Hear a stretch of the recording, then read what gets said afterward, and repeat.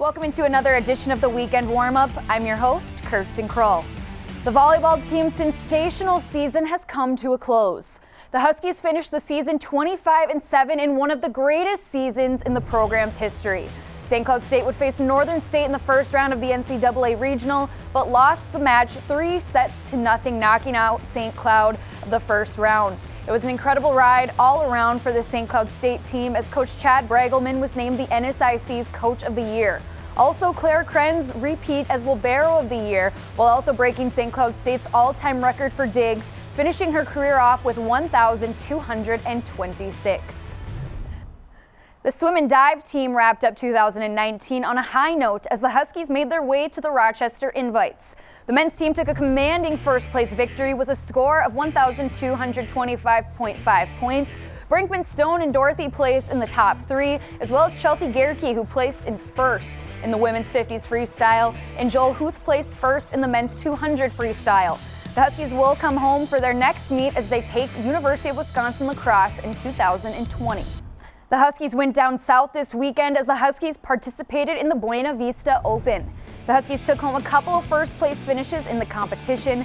Garrett Ulrich and Joey Bianchini took first-place honors in the 141 weight class, as well as Colby Nass, who placed first in the 165-pound weight class, and Jake Plesky placed second after close tie-breaking decision.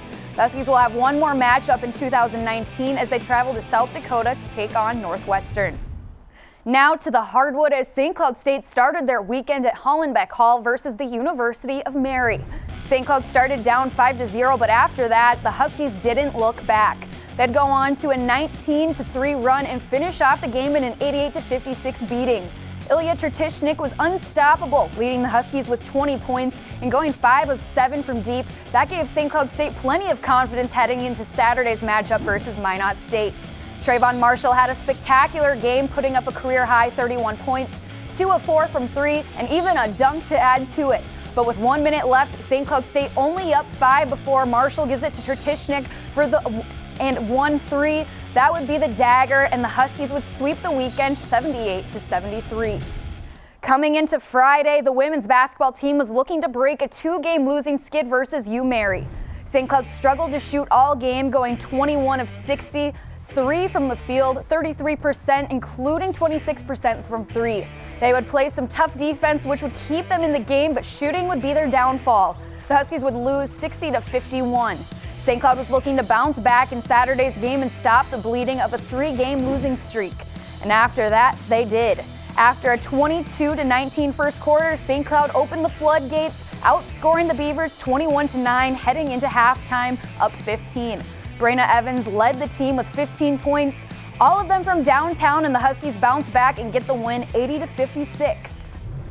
Looking for their first win in conference play this season, the women's hockey team hiked up north to Bemidji to take on the Beavers.